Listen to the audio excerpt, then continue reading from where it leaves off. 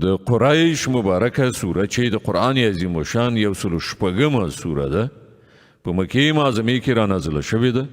4 مبارک آیتونه لري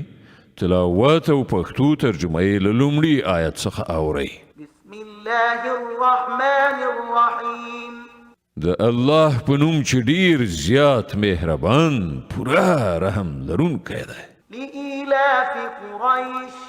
إيلافهم رحلة الشتاء والصيف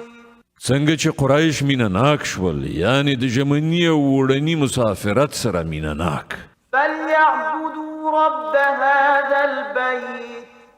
الذي أطعمهم من جوع وآمنهم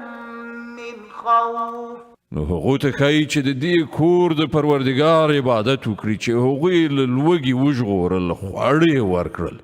او له ویرې وژغورل امنیت یې ور په برخه کړ